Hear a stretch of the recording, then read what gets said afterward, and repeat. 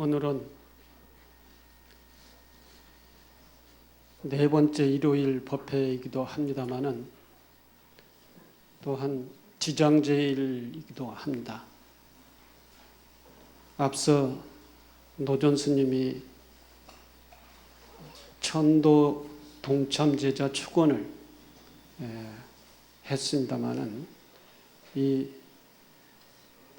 법문이 끝나고 나면은 영단을 향해서 오늘 천도 동참하신 분들의 입회를 모시고 또 만년입회를 모시고 영가 천도 시식을 하게 될 것입니다. 그래서 제가 오늘 준비해 온 것은 영가 법문입니다. 금일 사후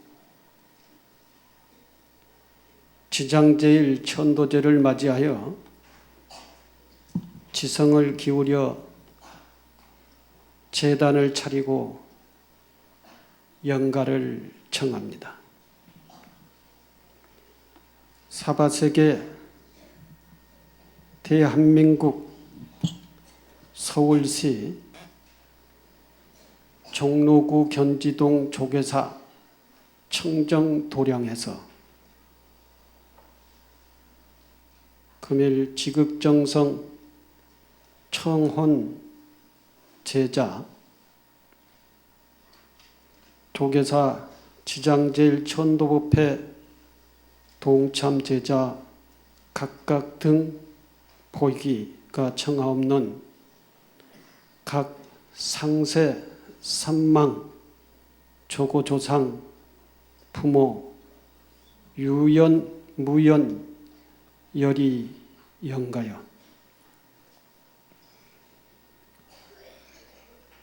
선망 조고 조상 부모 유연 열이 영가시여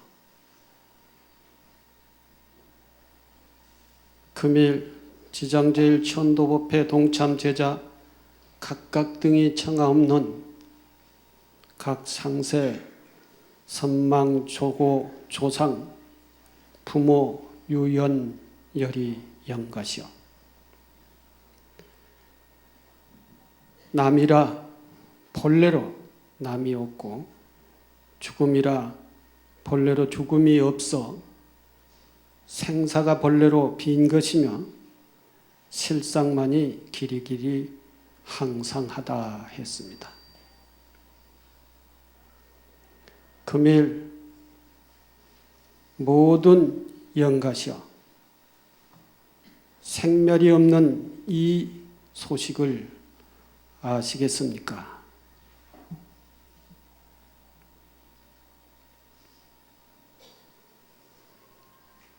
만약에 이 도리를 알아들으면 모든 영가들은 단번에 법신을 정득하여서 길이길이 굶주림을 벗어나고 원만 구족 자제 해탈 얻을 것이나 만약에 그러하지 못하였다면 부처님 실력 있고 법력을 빌어 이 향단에 이르러 공양을 받고 남이 없는 도리를 깨치시기 바랍니다.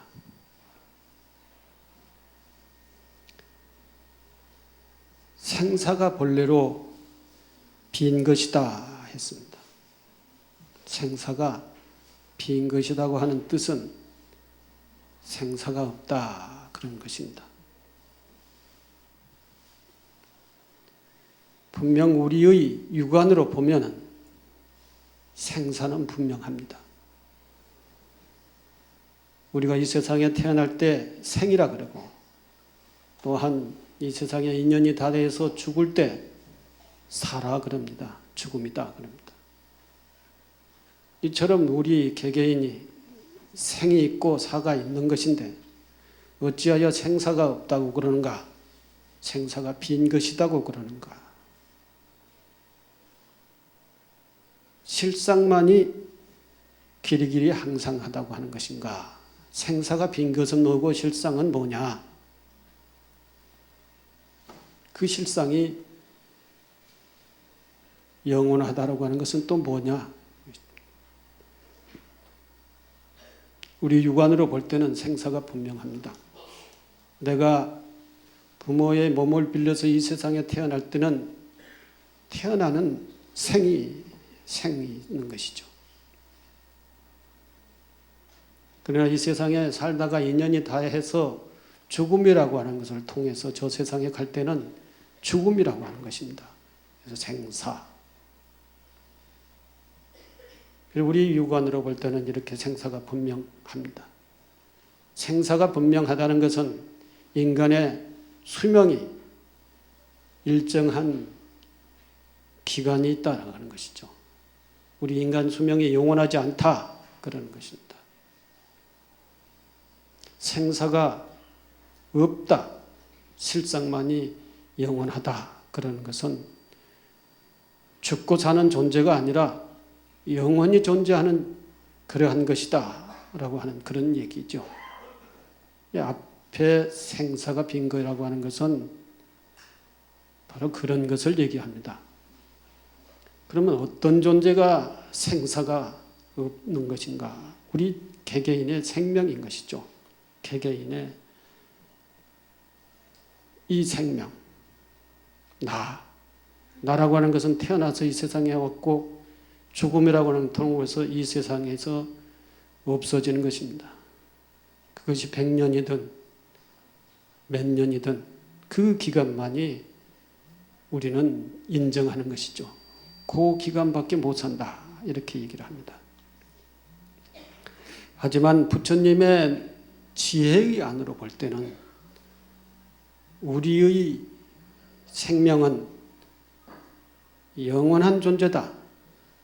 100년밖에 못 사는, 100년밖에 존재하지 않는 그러한 존재가 아니다. 그랬어요. 그것이 실상이라는 것입니다. 실상생명이라 그러죠. 어찌해서 그러는 것이냐? 우리는 이 세상에 올 때 없었던 존재냐? 그렇지 않은 것이죠. 이 세상에 오기 전에도 우리는 생명, 실상생명으로서 존재했던 것이고 이 세상에 와서도 육신을 얻어서 이 세상에 육신생명, 즉 실상생명과 육신생명이 공존했던 것입니다. 그리고 이 세상에 육신의 수명이 다해서 이 세상에 갈 때는 육신생명만이 없어지고 실상생명이라고 하는 것은 없어지지 않는다. 그런 뜻입니다. 바로 이 세상에 우리는 이 실상생명을 보고 이 실상생명이 진정한 나라고 하는 것을 생각하지 않고 육신생명이 나의 전부다. 그렇게 생각을 합니다. 그래서 태어날 때 태어난 육신생명이 100년을 살다가 죽으면은 이제 그 육신생명이 없어지기 때문에 우리는 죽는다. 이 세상에 존재하지 않는다. 그렇게 얘기합니다. 하지만 살피고 깊이 살펴보면은 우리의 실상생명이라고 하는 것은 이 우주의 생명과 같은 것입니다. 생명이라고 하는 것은 인간의 생명만이 있는 게 아니라 식물의 생명도 있고 동물의 생명도 있고 작은 생명도 있고 큰 생명도 있습니다. 그것을 통틀어서 이 우주의 생명이라 그러죠. 우주는 살아있는 생명체입니다. 거기에 인간의 모습으로 나타나고 식물의 모습으로 나타나고 또 다른 동물의 모습으로 나타나고 미생물로서의 모습으로 나타나고 이러한 실상생명이 그렇게 해서 생을 거듭거듭 해서 과거생, 현생, 내생이라고 하는 것이 있지. 그래서 그러한 실상생명, 이 개체의 나라고 하는 것은 영원한 것입니다. 내가 죽는다고 해서 이 우주의 생명이 죽는 것이 아닙니다. 이 우주의 생명이 내가 죽는다고 해서 존재하지 않는 것이 아니다는 것이죠. 앞서 우리 선조들이 많이 태어났다가 돌아가셨지만 역시 이 우주에는 생명이 있고 우리의 인간 생명도 계속적으로 이어지고 있는 것이죠. 우리 육안으로 볼 때는 이 육안이 보이는 것은 육신 생명만을, 육신의 나만을 보는 것입니다. 육신의 나가 모두 나의 전부다라고 생각을 하면은 육신이 죽으면 나라고 하는 존재는 없어진다, 이렇게 생각을 하는 것이죠. 그러나 실은 그것이 아니다. 실상생명에 있어서 이 실상생명은 생사와 상관하지 않고 영원히 존재한다. 이것이 바로 우리의 실상, 진실생명이다라고 하는 것입니다. 이걸 보면은 우리가 마치 계절 따라 옷을 갈아입듯이 계절이 바뀌면은 옷을 갈아입지요. 계절에 맞게끔. 우리 육신은 실상생명이 우리 육신의 옷에 불과한 것이다 그랬어요. 인연이 됐으니까 옷을 갈아입는 것이죠. 옷이 헤어졌어서 옷을 새로 사입듯이 그렇게 갈아입는 것입니다. 그러나 우리는 육안으로서 또는 무명에 덮여 있어서 우리의 그 실상생명을 보지 못하고 오직 육신생명이 나의 전부로 생각을 하고 육신생명이 좋아하는 오욕의 만족, 이것에 육신생명이 요구하니까 그것만을 계속적으로 충족시키려고 한 생을 살다가 제 눈을 뜨서 실상생명을 보지 못하고 가게 되는 것입니다. 이건 그야말로 허무한 것이죠. 그래서 생멸이 없는 이 소식을 아시겠습니까? 만약에 이 도리를 알아들으면 단번에 법의 몸을 증득함이 되어서 굶주림에서 벗어난다. 영원히 굶주림에서 벗어난다는 것은 오욕이라고 하는 욕망의 허덕임 속에서 벗어나게 된다는 것입니다. 해탈을 하게 된다는 것이죠. 원만구족 자제한 해탈을 얻을 것이다. 생사에 걸림이 없는 대자제의 해탈을 얻게 될 것이다 하는 것입니다. 하지만 이 실상생명에 우리가 착안하지 않으면 우리가 이 실상생명을 믿고 보지 못한다면 불갑을 또한 부처님의 법력을 빌려서 모든 영가들이 이 향단의 조계사 법당의 재단에 이르러 후손들이 치극정성으로 바치는 공양을 받고 남이 없는 도리를 깨쳐야 합니다. 이것을 오늘 모든 영가들은 보아야 될 것이다 하는 것입니다. 사람이 죽으면은 제일 49일 동안을 이 중음의 세계에 머물다가 간다고 그러죠. 중음의 세계의 기간은 49일 동안입니다. 중음신이 머무는 곳은 이 허공이 되는 것이죠. 그래서 여기저기 떠돌아다닙니다. 그 기간 동안에 그 중음신, 영가에게 우리는 열심히 칠칠제를 지내는 지요. 7일 만에 한 번씩 영가를 영단에 초청을 해서 스님들이 부처님의 법문을 독경을 하고 후손들이 지극한 마음으로 영가에 극락왕생을 발언을 하고 기도를 합니다. 이리 해서 영가가 그 7일 기간 동안에 부처님의 법문을 들을 수 있는 귀가 열리고 그리고 무명을 벗어나서 지혜의 눈을 뜨면 영가는 자기 실상생명에 대한 자신이 실상생명이라고 하는 존재를 알게 될 것이다 하는 것입니다. 육신생명에 애착을 안 갖게 된다 하는 것입니다.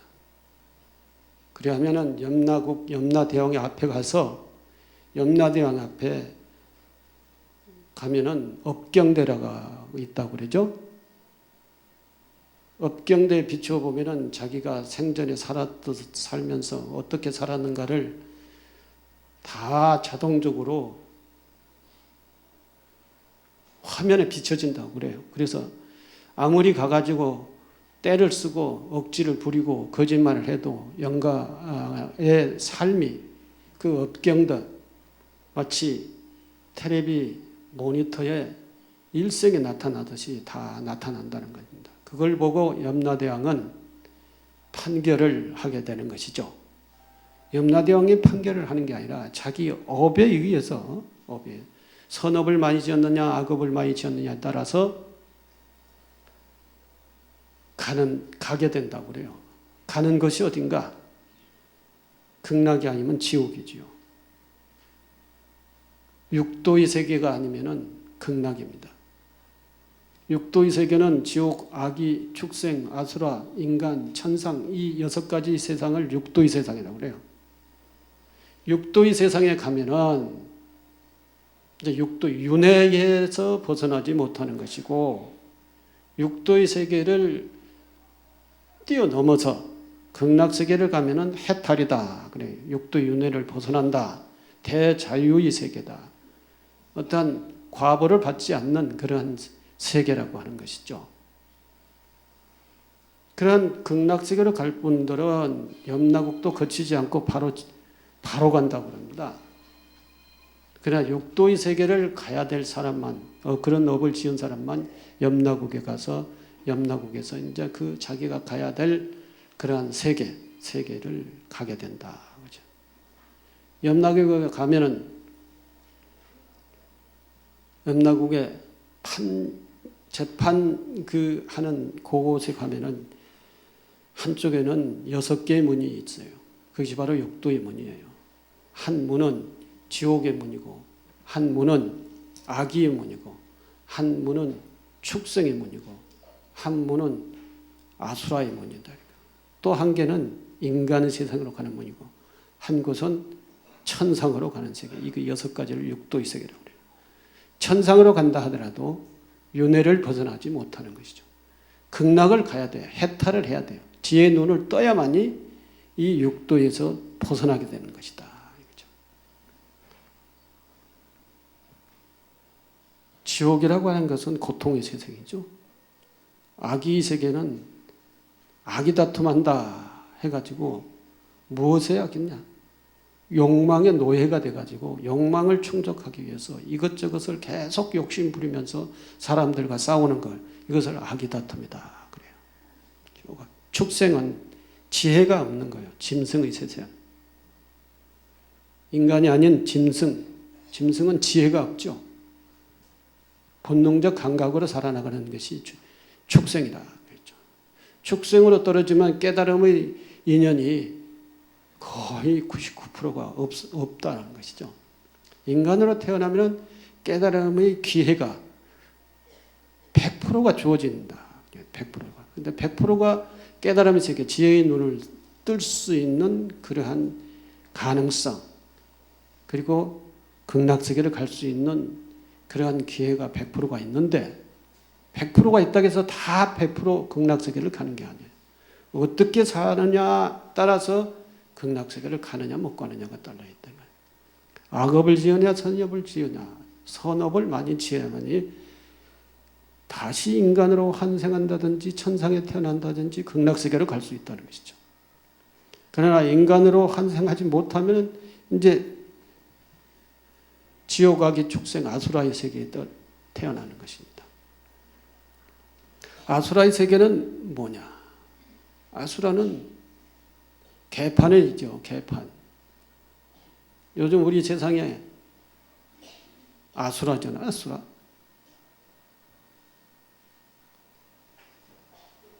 귀신의 세계예요. 배고픈 귀신의 세계. 우리는 다 배고파요. 그렇잖아요. 명예에 배고프고 돈에 배고프고 쾌락에 배고프고 또 뭐 있어요? 편하고 싶은 욕망에 배고프고 이러한 오욕에 집착하고 오욕이라고 한 욕심의 노예가 돼서 사는 것이 우리 중생이라는 것이죠. 이러한 배고픔에 허덕이는 것이 아수라의 세계다. 그러니 이 지옥, 악의 축생, 아수라, 이 악이나 지옥의 세계나 축생의 세계나 또는 지옥이나 이것이 다른 데가 있는 게 아니라 바로 우리 인간의 삶 속에 다 존재하는 거예요. 욕심을 많이 부려가지고 계속 사람들과 욕심을 채우기 위해서 부모와도 싸우고 형제와도 싸우고 이웃과도 싸우는 사람이 아수라죠. 아수라.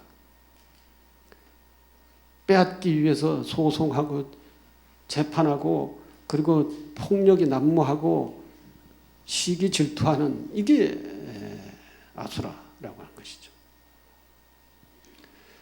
부처님의 법문을 듣지 않고 부처님의 법문에 지혜의 눈을 뜨지 않고 계속적으로 탐진치 속에서 살고 있는 이것이 축생이라고 하는 것이 축생. 지혜의 눈을 뜨지 못하고 인간으로 다시 돌아와도 축생으로 돌아오느냐 지옥으로 돌아오느냐 아수라로 돌아오느냐 이런 차이일 뿐이라는 것입니다. 실제 짐승으로 태어날 수도 있고 실제 식물로 태어날 수도 있고 미생물로 태어날 수도 있겠지요. 인간으로 태어날 수도 있고 하지만 어느 곳에 태어난다 하더라도 지혜의 눈을 떠서 무명을 밝히고 그리고 해탈을 하지 못하면 고통의 세계다. 이러한 것을 스스로 짓고 스스로 이제 그 여섯 문을 통해서 다음 생으로 가는 것입니다. 인간으로 다시 환생할 수 있는 그러한 복을 지었으면은 인간 세상의 문을 밀치고 그 속으로 그 세계로 가게 되는 것이죠. 또는 천상계로 태어날 수 있는 덕을 지었으면은 천상의 문을 밀치고 가는 것이고 지옥으로 태어날 수 있는 나쁜 짓을 했으면 지옥의 문으로 들어가게 되는 것입니다. 그 문을 자기 스스로가 밀치고 나가는 거예요. 자기 스스로가. 자기 스스로가 뭐냐? 업력에 의해서, 업에 의해서 밀치고 나간다. 것입니다. 이러한 모든 것을 다 버리고 벗어나서 가야 되려고 하면 뭐 했느냐? 자기 실상 생명에 눈을 떠야 된다는 것입니다. 조그마한 하나하나의 욕망에 욕심에 거기에 집착하지 말고 내 생명은 영원한 실상의 생명이다라고 하는 그 사실에 눈을 뜨면 내가 바쁠 것이 없어요. 지금 괴롭더라도 이 괴로움은 지나가기 위한 괴로움이다 라고 그렇게 생각을 여유를 갖게 된다는 것이죠. 싸우는 상황이 됐더라도 싸울 필요가 없어. 싸울 필요가 없는 것을 벗어나고 극복하고 그 상황을 제끼고 여유 있게 또 밝게 지혜스럽게 바라보면서 그리고 그 사람에게 자비 연민의 정을 보내면서 다시 서로 화해. 부모에게도 그렇고 형제에게도 그렇고 이웃에게도 그렇고 많은 함께 동시대에 살아가는 모든 사람들에게 그런 방식으로 내가 죽지 않는데 내가 영원한 생명인데 내가 바쁠 게 뭐가 있고 내가 아쉬울 게 또 뭐가 있는가. 불자는 동체 대비를 실현하는 사람을 불자라고 그럽니다. 동체 대비는 모든 생명이 나의 생명하고 하나의 생명이다. 하나로 연결되어 있다. 다른 생명이 죽게 되면 나의 생명도 그만큼 위험하게 되고 죽게 된다. 종국적으로는 자연이 오염돼서 내가 자연 사회 속에서 살 수 없으면 내가 죽는 것이에요. 자연의 생명과 나의 생명은 같은 거예요. 친구의 생명과 나의 생명은 같은 거예요. 친구의 생명이 혼자 죽어서 내가 독차지했다 이렇게 생각하지만 사실은 그것은 아니다라는 것입니다. 이래서 사람들이 다 욕심, 오욕, 탐진치, 삼독심에 찌들어서 거기에서 지혜의 눈을 뜨지 못하고 동체 대비, 자비심을 실현하지 못하면서 각박하게 고통스럽게 살아가는 것이 중생이다 이거죠. 그러나 동체 대비의 마음으로 살면 자비심을 실현하면서 사는 사람은 편안해. 따뜻해요. 그리고 모든 사람들과 신뢰를 갖게 돼요. 내가 어려울 때는 주변 사람들이 도와주게 돼요. 이것이 얼마나 여유스럽고 따뜻하고 자비스러운 삶이냐. 이게 얼마나 고통스럽지 않는 삶이냐라고 하는 것이죠. 그렇게 살아야 된다. 그렇게 살면은 실상 생명을 지혜의 눈을 떠서 법문을 듣고 연보를 하고 수행을 하고 봉사를 해서 지혜의 눈을 떠야 돼요. 지혜의 눈. 뜨고 바로 실상 생명이라고 하는 것을 차단을 해서 그렇게 살게 되면은 염라대왕 앞에 갈 필요가 없다는 것이죠. 염라대왕이 가장 존경하는 분은 누구냐 하면은 지장보살이에요. 지장보살을 오면 염라대왕은 지장보살 앞에서 무릎을 꿇고 존중을, 애경을 표현하는 거예요. 왜? 지장보살은 동체 대비를 실현하는 사람이에요. 실현하는 보살이거든. 관세음보살도 그렇고 지장, 보현, 문수, 관음 이 4대 보살은 4대 보살뿐만 아니라 모든 보살들은 동체 대비 모든 생명이 나의 생명과 같다. 그래서 더불어서 살아야 된다. 그리고 자비를 실현하는 이런 세상을 따뜻하게 만드는 것이 동체 대비예요. 불자는 그렇게 된다. 불자는 그런 사람이 돼야 된다. 그래야 가정을 따뜻하게 하고 지역 사회를 따뜻하게 하고 이 시대를 따뜻하게 하는 사람이다. 조계사에 나와서도 조계사의 신행 공동체에 가장 모범이 되는 그러한 따뜻한 사람. 그래야 다른 신도들이 존중을 하죠. 존중. 아무리 그 사람이 초라하게 생겼다 하더라도 이런 동체 대비를 실현하는 사람은 다 눈이 있기 때문에 알아봐요. 존중하죠. 이래서 명예를 쌓게 되는 것인데 우리는 다른 짓을 해서 명예를 받으려고 그래요. 권력을 잡아가지고 또는 지위를 향상시켜서 돈을 가져가지고 명예를 얻으려고 그래요. 명예는 그런 것이 명예가 아닌 것이죠. 많은 사람들한테 스스로 마음속에서 우러나오는 그러한 존중의 마음들이 모여져 가지고 스스로 자연스럽게 대중으로부터 명예를 얻는 것이죠.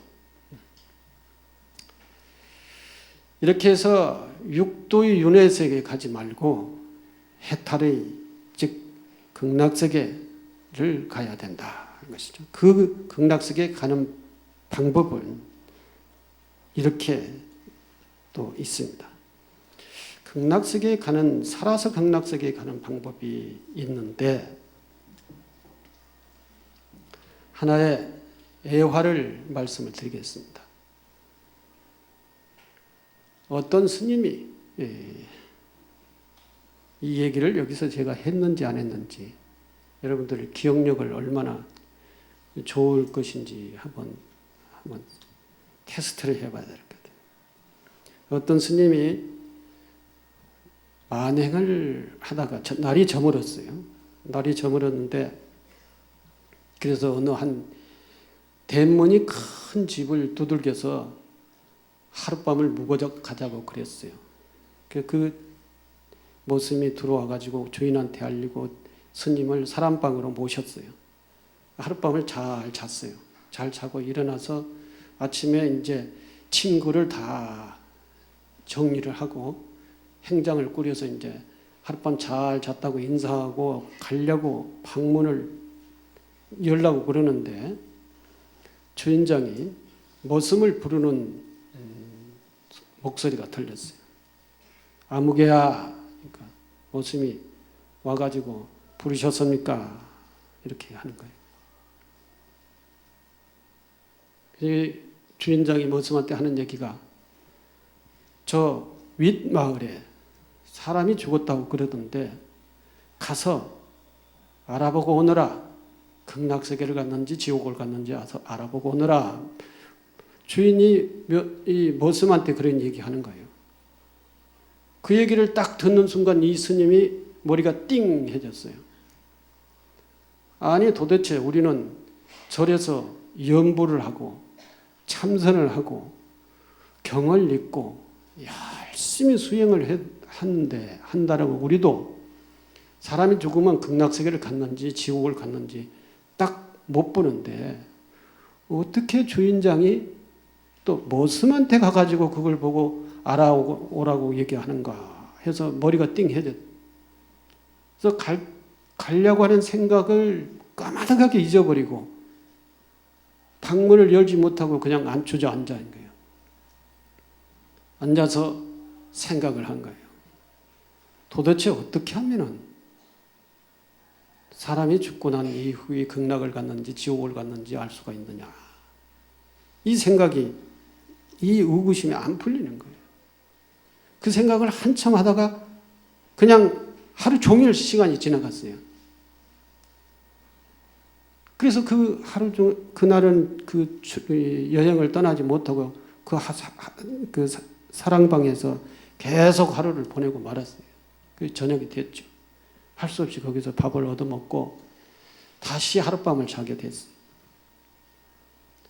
잠을 잘라게 잠에 자도 안 오는 거예요. 아니 나도 모르는데 어떻게 저 하찮은 머슴이 사람이 죽으면 극락에 갔느냐 안 갔느냐라고 알 수 있느냐. 조금 있다가 이야기를 조금 순서가 뒤집어졌죠. 갔다가 오더니 머슴이 주인장 앞에 가서 하는 말이 뭐라고 하냐면 그 양반 지옥에 갔다고 합니다. 그 얘기를 들은 거죠. 그래서 하루 종일 못 가고 있다가 하룻밤 더 자게 됐는데 저녁에 잠이 안 오는 것이죠. 어떻게 할까? 어떻게 그것을 알 수 있느냐 이거죠. 그 아침에 또 일어나가지고 딱 이제 나가려고 짐을 꾸렸어요. 그러는데 주인장이 밥상을 들고 딱 들어왔어요. 밥을 먹다가 아무리 해도 자기 의구심이 풀리지 않아가지고 주인장한테 물었어요. 아니 도대체 어떻게 하면 죽은 사람이 극락에 가는가 지옥에 가는가를 알 수 있습니까? 하니까 그거야 쉽지요. 어려운 거 아닙니다. 그리고 밖으로 나가버려요. 아니 대답도 안 해주고 밖으로 나가버려요. 나가더니 조금 있다가 주인이 머슴을 또 부르는 거예요. 예 하고 오니까 저 아랫마을에 사람이 죽었느냐 안 죽었느냐 하니까 보니까 예 한 사람이 죽었습니다. 그래 거기가 가서 그 사람은 극락에 갔는지 지옥에 갔는지 알아보고 오너라 그러는 거예요. 연 이틀을. 그 이스님이 밥을 먹고 이제 떠나려고 그랬는데 의구심이 안 풀려도 떠나려고 그랬는데 또 그러는 거예요. 그래서 하도 궁금해서 기다렸어요. 기다렸더니 금방 갔다 와가지고 머슴이 주인한테 얘기하기를 그 양반은 극락에 갔다고 극락에 갔습니다 그러는 거예요. 누구한테 물어서 한 게 아니라 가서 알아가지고 온 것이죠. 딱 확정적으로 극락에 갔습니다 그러는 거예요. 그래? 알았다. 그런데 스님이 도저히 참을 수가 없어요. 그래서 문을 활짝 열고 주인한테 가가지고 어떻게 하면 알 수 있느냐고 물었어요. 다짜고짜. 물으니까 그 주인장이 하는 말이 아니 세상에 눈 뜨고 딱 보면 알 수 있는 쉬운 문제입니다. 어떻게 합니까? 간단하지요? 하면서 하는 얘기가 그 마을에 가보면 압니다. 그 마을에 가가지고 그 후손들, 상주들, 그런 그 상갓집에 가서 분위기 보면 딱 지옥 갔는지 극락 갔는지 안다는 거예요. 어떻게 합니까? 뭘 보고 합니까? 하니까 가서 운 사람의 그 뭐라고 하면서 우는가를 그걸 자세히 들어보면은 또 그 상갓집에 가면은 사람들이 조문 온 사람들이 이제 이렇게 술상 주고받으면서 이제 하는 말이 있잖아요. 보면은 두 가지일 거예요. 하나는 저 사람 그렇게 살더니 결국은 가는구나. 잘 갔지. 자기도 편하고 마누라도 편하고 식구들도 편하고 동네 사람 속 안 썩이고 이랬으면 어디 갔어요? 안 해? 여러분도 안 해 벌써. 그렇게 평가 그렇게 분위기가 있으면 그 사람은 틀림없이 지옥 간 거예요. 그렇지 않고 우는 사람이 너무 슬피 울면서 당신이 가면 나는 어쩌라고 나는 어떻게 살겠습니까? 저 새끼들은 어떻게 살 것이며 우리는 누구하고 어떻게 이렇게 울고 그 사람 참 법이 없이 살아도 되는 사람인데 참 좋은 사람이었는데 아까운 사람이야. 이렇게 이웃집 사람들이 평가를 하면 이 사람 어디 갔어요? 지옥이에요? 극락이에요? 극락세계. 여러분들은 어디 갈 겁니까? 예? 극락 가고 싶어요? 그러면 어떻게 살아야 돼요? 법 없어도 살 수 있는 사람의 그 삶의 모습으로 살아야 되는 것이죠. 다 이제 스스로들 평가를 해보세요. 나는 어디 갈 것인가? 라고 생각합니다. 근데 쉽죠? 극락 갈 것인지 지옥 갈 것인지 쉽죠? 그러면 이제 솔직히 해서 나는 어디 갈 것인가 이걸 판단을 해야죠. 스스로가. 지옥 갈 사람 손 들어보세요. 극락 갈 수 있는 자신 있는 사람 손 들어보세요. 참 지옥도 못 가고 극락도 못 갑니까? 양심적으로 자기 스스로의 반성을 성찰을 해보라는 것입니다. 며느리가 좋아합니까? 싫어합니까? 자식하고 싸웁니까? 안 싸웁니까? 손자들하고 잘 지냅니까? 예, 할머니하고 따릅니까? 아니면 할머니 냄새나요? 하고 할머니는 돈도 안 주고 이렇게 합니까? 이웃 사람이 보면은 손을 잡습니까? 도망갑니까? 다 아실 거예요. 여러분들이 스스로가 나는 어디 가겠구나. 그러면 지금부터 어떻게 해야 돼요? 지옥 가고 싶으면은 그냥 살고 극락 가고 싶으면 지금부터 개심을 마음을 바꿔서 살아야 되는 것이죠. 그렇게 살아야 됩니다. 또 한 가지 오늘 엄청 중요한 얘기를 제가 여러분들한테 해드리기 위해서 타자를 쳐왔습니다. 혹시 제가 이 글을 다 읽으면서 중간에 못 읽더라도 잘 이해를 해주세요. 여러분들도 들을 수 없어가지고 다 손수건 꺼내세요.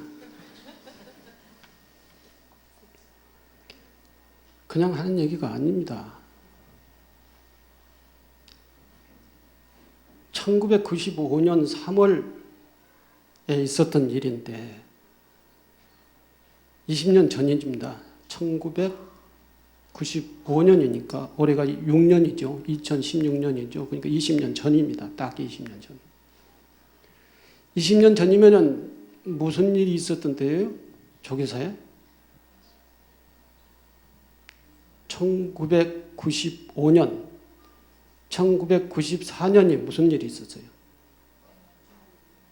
난리가 난 날이들이죠. 예. 난리가 나가지고 그 해는 저 영동교가 다리가 부러진 해고 김영삼 대통령이 시대고 우리 조계사에는 범난이 일어나가지고 난리해서 스님들이 떨어져서 다치고 네? 서희연 스님이 쫓겨나고 94년도 그 종단 사태가 일어나던 해가 94년도, 95년도는 그 다음 해예요. 대검찰청 차장검사가 있었습니다. 차장검사가 있었는데 그 아들이 20살이에요. 그 아들 20살이 너무나도 건강하고 훌륭한 아주 착한 공부 잘하는 청년이었어요. 근데 교통사고로 죽었어요. 외아들인데. 근데 이 검찰차장이 이 20살의 법과대학 외아들인데 죽었어요. 그래서 너무나도 슬퍼가지고 아들 49제 때 고유문을 썼습니다. 그 고유문을 여러분들한테 낭독해 드리겠습니다. 아버지가 아들 영가에게 하는 얘기입니다. 송씨였으니까 송씨 영가여. 송 누구누구 영가에게 고하노라. 그대는 불기 2540년 3월 31일 불의 사고로 갑자기 운명을 달리하게 되니 그대가 이 세상에 머문 기간이 겨우 20년 남짓이었더라. 그 2일 후 그대의 육신을 불태워 유골을 수습하니 그날은 마침내 인류의 대스승 석가세종께서 열반에 드신 열반일이었다. 이제 그들을 위한 49제의 해양에 지음하여 몇 가지의 감회와 당부를 적어 속세의 부모로서 그대에게 마지막 말을 남기고자 하노라. 아무리 돌이켜봐도 참으로 허무한 일이 아닐 수 없다. 당당하던 헌헌 장부 모습은 호련히 자취를 감춰 한준 재만을 남겼을 뿐이니 어찌 허무하지 않겠는가.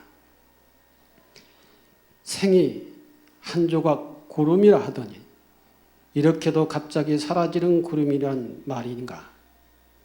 숙세의 인연으로 부자의 인연을 맺었거늘 어인연고로 세간의 정을 나눈 기간이 이리도 짧더란 말이냐.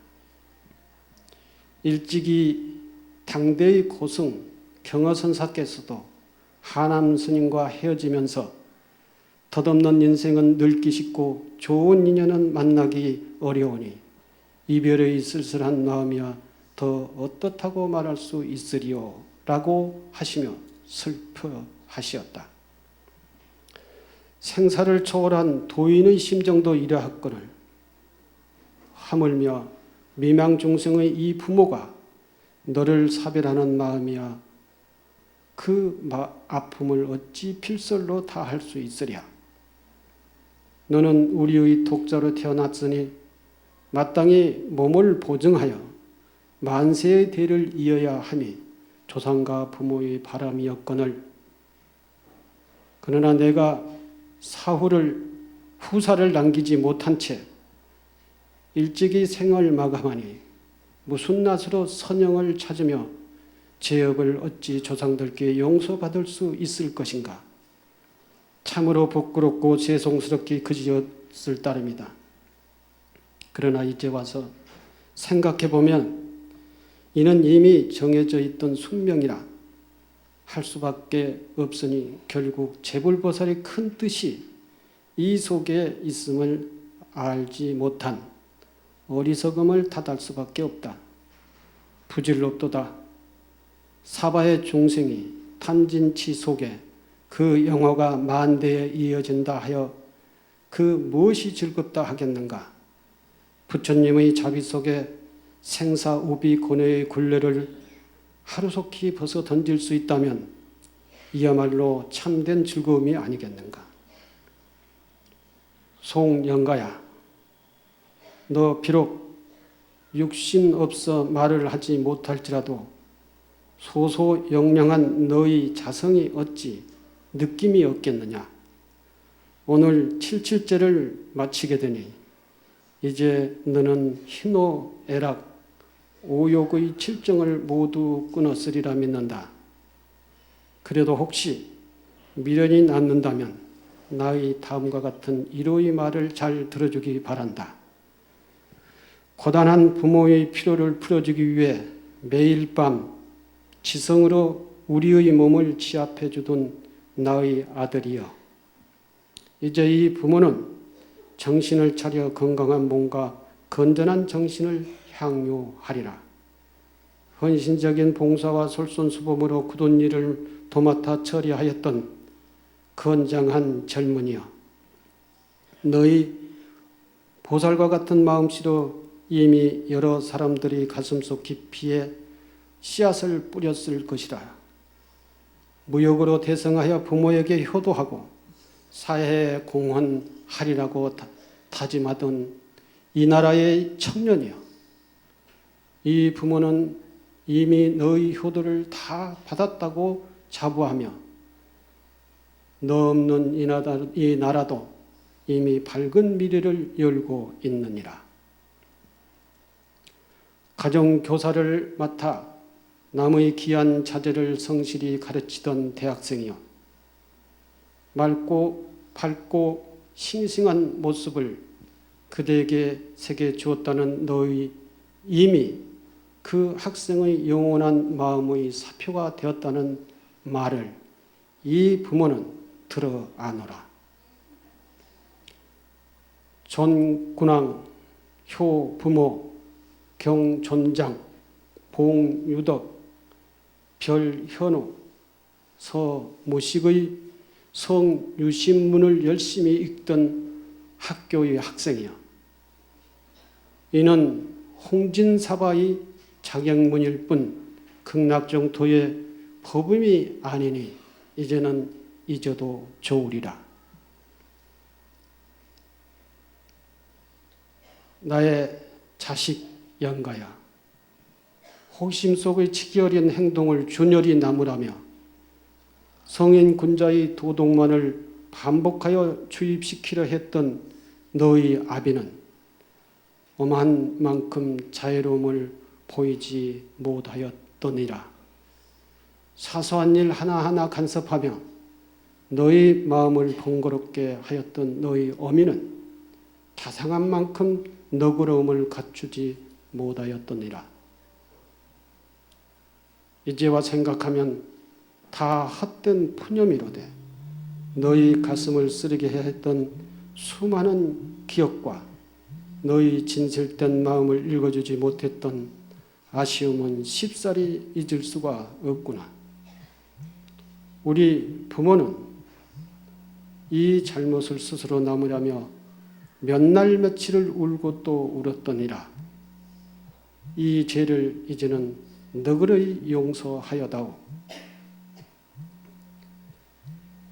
송씨 영가야, 그대는 이 부모에게 생사의 덧없음을 생생히 보여줌으로써 화택에 살면서 아직도 무명 속에 허덕이는 어리석은 이 부모를 구제하려 하였던 큰 보살이었음을 이제야 알겠노라.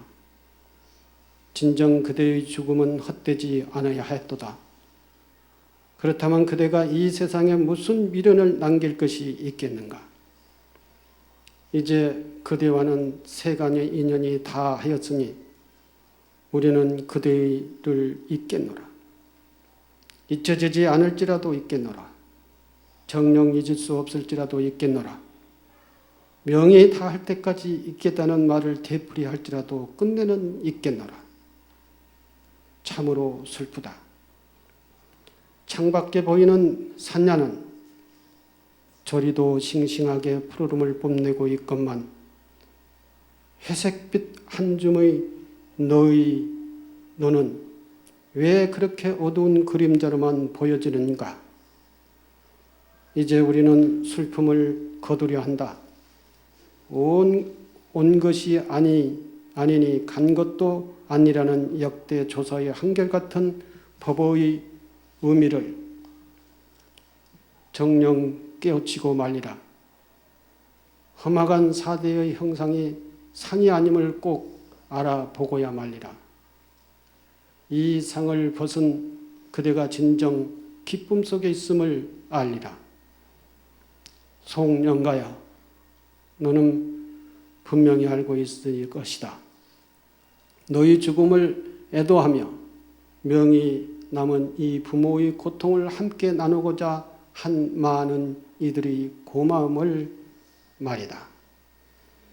너희 극락왕생을 밤새워 기원하면서 잠시도 쉬지 않은 채 삼세 제불의 무상법보를 들려주신 여러 스님들, 너희 죽음 앞에 땅을 치며 통곡하였던 여러 집안 어른들, 너희 관을 들고 울먹이며 차마 발걸음을 떨치지 못했던 다정한 너희 친구들, 훌륭한 인간이 될 것이다 굳게 믿고 너의 앞날을 지켜보다 갑작스레 부모의 눈시울 붉히던 너희 스승님들, 수백 리 길을 멀다 않고 너희 유골이 와 있는 곳까지 달려와 지금도 너희 명복을 빌고 있는 이 많은 이들의 고마움에 대하여 너는 어떻게 감사를 드릴 것이냐? 내가 진정 의리를 알고 신의를 목숨보다 중히 여길 줄 아는 남아 대장부였다면 이 많은 이들에게 고통을 준 크나큰 죄를 깊이 참회하여야 하리라. 이제 곧 봉송의 의식을 마친 후 이 글을 불길에 실어 바람에 날리려 한다. 너희 유골도 본래의 온 곳으로 돌래 사냐에 흩으려 한다. 이는 진정 감히 아니며 극락왕생의 시작이고라고 굳게 믿는다. 오늘 이 자리에 모여 너희 명복을 빌며 지성으로 기도드리는 모든 분들이 은혜에 기필코 보답하라. 그 곁에 오직 해탈을 얻어 극락종토에 상생하는 길뿐이다. 마지막으로 너희 이름을 불러보고자 한다. 아들아, 나의 사랑하는 아들아, 다시는 이 고통을 되풀이하지 않을 불국종토로 태어나라.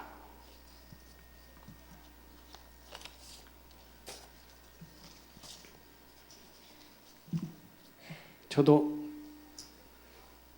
맨눈으로 이 글을 아무리 읽어도 그냥 마른 눈으로 이 글을 읽을 수가 없었어요.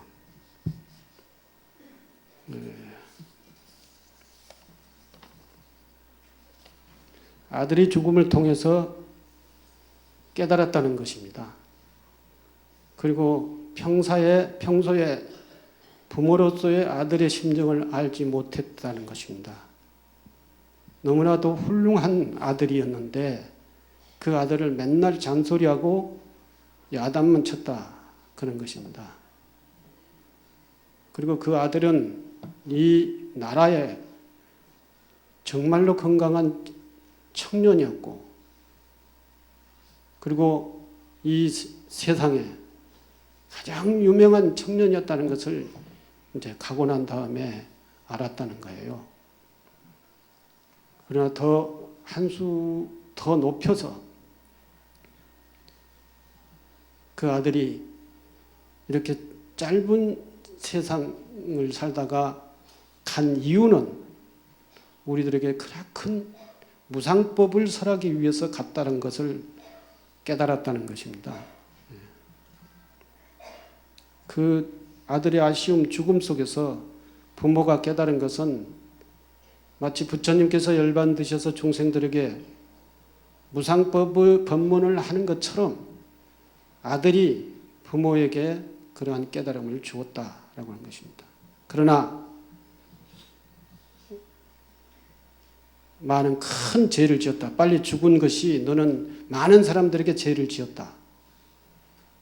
아쉬워하는 너의 동기들에게 죄를 지었고, 또 희망을 걸었던 너의 스승들에게 죄를 지었고, 기대했던 너희 부모에게 불효를 했고, 이런 것들이 너는 큰 죄다. 그러니 그 죄를 갚아야 된다. 감사함도 갚아야 되고 죄도 갚아야 된다. 갚아야 되려면은 방법이 딱 하나다. 뭐냐? 극락세계에 가서 태어난 것이다. 그랬어요. 극락세계에 가서 태어남으로 인해서 많은 사람들의 감사와 많은 사람들에게 지은 죄를 갚으라. 아버지의 명령입니다.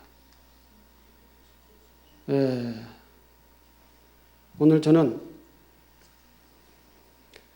만년입회 그리고 지장제일에 동참한 모든 여기의 불자님들의 선망조상 영가를 위해서 한 말씀을 드리도록 하겠습니다. 조계사 지장제 천도법회에 동참한 모든 불자의 복이가 청하없는 선망 조고, 조상, 부모, 인연이 있는 모든 영가시여 생전의 애착을 마음에서 내려놓으십시오. 또한 만년입회에 모셔진 영가이시여 제 마음을 다 집착했던 망연을 다 내려놓으시라 하는 것이죠. 영가는 지금 육신도 내려놓은 상황에서 생전의 인연들을 마음에 두고 있다면 그것은 허망한 것이며 집착일 뿐입니다. 생전의 인연들에 대한 애착과 집착하는 마음은 영가가 스스로를 구속하고 영가의 앞날을 보지 못하게 할 뿐입니다. 이제 영가는 오직 일념으로 아미타 부처님을 생각하시고 진리 광명의 세계에 눈을 뜨시기 바랍니다. 그리고 자신의 실상 생명에 착안하시기 바랍니다. 자신의 실상 생명은 영원 불멸하다는 것입니다. 우리의 육체의 생명을 우리의 전부라고 생각하지 말라는 것입니다. 죽어도 죽지 않은 나의 실상 생명에 있다라고 하는 사실을 확신하라는 것입니다. 이제 이 법사는 부처님의 법문의 일구를 알려드려 영가를 극락으로 인도하고자 합니다. 생종하철의 사양하처거 생야일편 부운기 사야일편 부운멸 부훈자체 법무실 생사거래 여겨연 토규일물 상동로 다면불소 생사 금일령가 환희득 다면저 일물마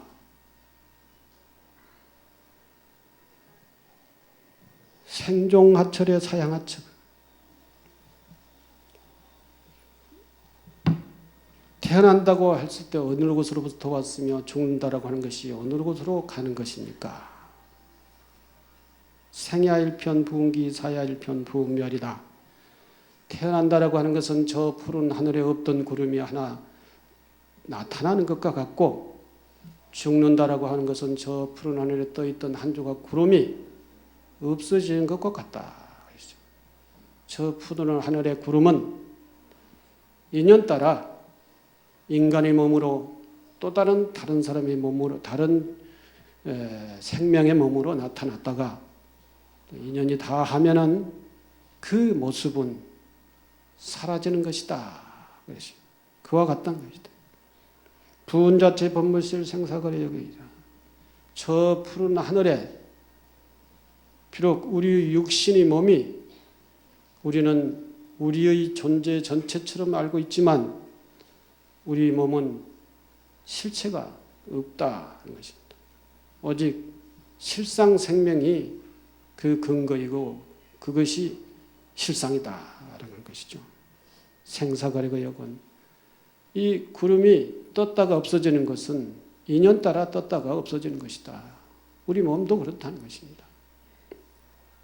그러나 부운자체 법무실 생사거래 우리 몸도 왔다 갔다 하는 것이 그런 거다. 도기율물 상동로 다면불소 생사다. 그렇지만 우리의 몸 육신은 실체가 없지만 그 육신의를 근거로 이 세상에 태어난 이 육신의 근본 생명은 세상이 무너져도 없어지지 않는다. 그렇죠? 실상 생명은 세상이 무너져도 없어지지 않는다. 오늘의 영가요. 그리고 오늘 이 법당에 모인 모든 대중들이요. 모든 생명은 영원히 불멸한 불생불사의 생명이 있다는 것을 아시라라고 하는 것입니다. 금일 영가, 금일 대중은 모두 다 이 소식을 아시겠습니까?